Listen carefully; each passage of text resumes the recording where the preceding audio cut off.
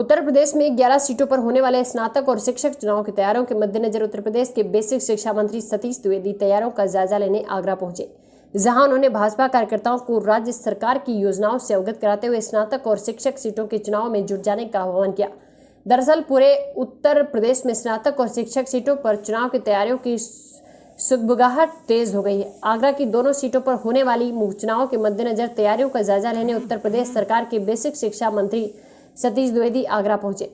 तैयारियों के मद्देनजर सतीश द्विवेदी ने कार्यकर्ताओं और पदाधिकारियों की बैठक में हिस्सा लिया। बेसिक शिक्षा में हुए परिवर्तनों को भी बेसिक शिक्षा मंत्री ने कार्यकर्ताओं और पदाधिकारियों के सामने रखा। पत्रकारों से बात करते हुए बेसिक शिक्षा मंत्री सतीश द्विवेदी ने बताया कि उत्तर प्रदेश में पिछले 50 साल में बेसिक शिक्षा में आमूलचूल परिवर्तन हुए हैं। बेसिक शिक्षा मंत्रालय ने उत्तर प्रदेश के 1,59,000 विद्यालयों से लगभग 1 लाख विद्यालयों का कायाकल्प किया है।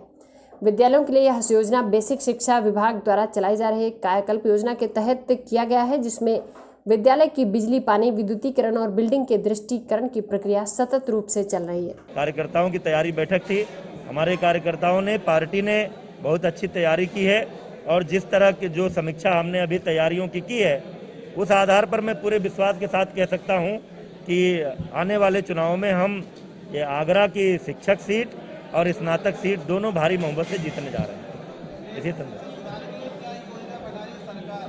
अभी हम 2 बजे विभागीय समीक्षा बैठक करेंगे। उसके क्या पूछ रहे हैं आप? बेसिक शिक्षा के सुधार के लिए तो आप 3-3.5 साल में देख रहे हैं।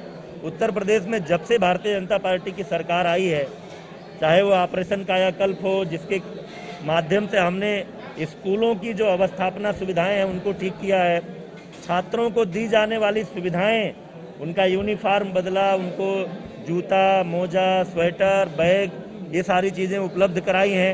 हमने लगातार निष्ठा प्रशिक्षण के माध्यम से शिक्षकों की ट्रेनिंग देनी शुरू की है। आपको अनुभव हो रहा होगा कि योगी सरकार के कार्यकाल में उत्तर प्रदेश की बेसिक शिक्षा में आमूलचूल परिवर्तन हो रहा है।